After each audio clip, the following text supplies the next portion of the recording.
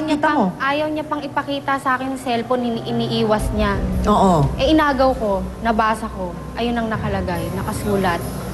Anong sabi ni Magkikita Jonathan? daw sila. Mahal pa ang tawag ng babae, ang kapal nga ng mukha eh. Kapal ng mukha. Mahal pa. So anong sinabi mo kay Jonathan? Nag-away kaming dalawa. Abay, sabi nga nila, Julian, wala namang magnanakaw na umaamin na siya ay nagnakaw, hindi ba? Napaamin mo ba? Opo, Si umamin Jonathan. siya. Umamin! Umamin siya. Anong sinabi? Totoo daw po yun, na magkikita sila. Okay, pero inamin na may relasyon sila? Opo. Inamin din. Inamin niya. O anong naging pakiramdam mo nung inamin na ito na Masakit naman? po. Masakit sa akin. Oh. Kasi nagsasama kaming dalawa, yung pala ginagawa niya. Kailan mo sinabi sa Tataksilan sarili yun mo na pagod ka na, ayaw mo na, gusto mo na talagang tapusin? Neto lang rin po na na-realize ko talaga na sarili ko na tama na.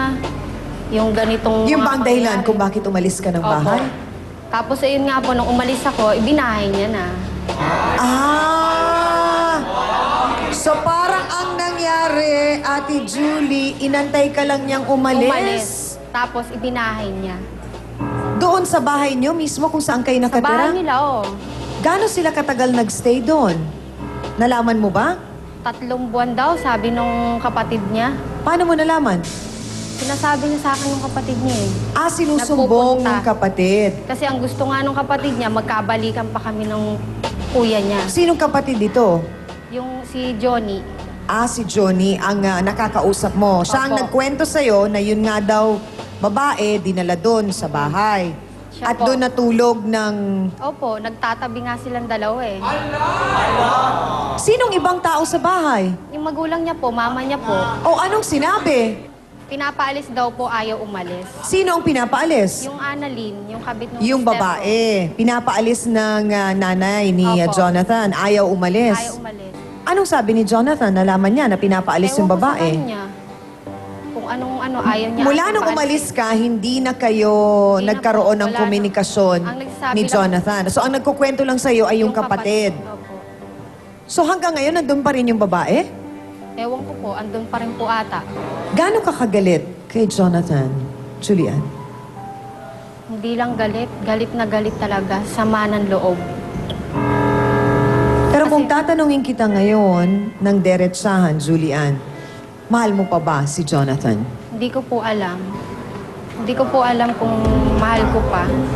Ibinuhos na po ni Julian ang mga saloobin niya tungkol nga sa sinasabi niyang pagbababae di umano ng kanyang asawa. Para po malaman natin ang panig niya at pakinggan din natin ang kanyang kwento, makikipag face-to-face na po sa atin si Jonathan Ocana. Pasok!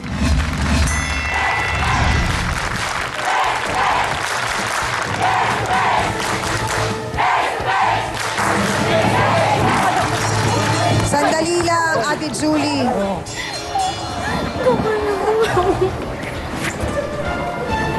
Ang kapal ng mukha mo! Gaano katotoo, Jonathan, na inuwi mo ang babaeng si Annalyn sa bahay ninyo? Inuwi mo pa ang kapal ng mukha mo, may 3 kang anak. Hindi mo alam ang dahilan. Hindi alam! Kapal ng mukha mo! Ano ba ang Kaya dahilan ni Jonathan, mga kapatid?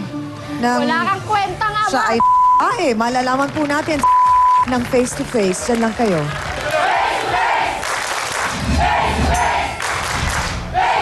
Alam mo ba kung gaano kasakit para sa aming mga babae Alam ko po. ang masaktan ng asawa? Alam ko po.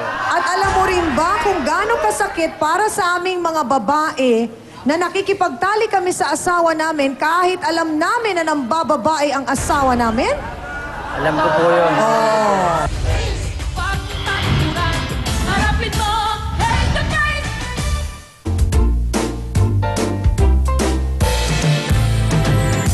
Face to Face is brought to you by eBay.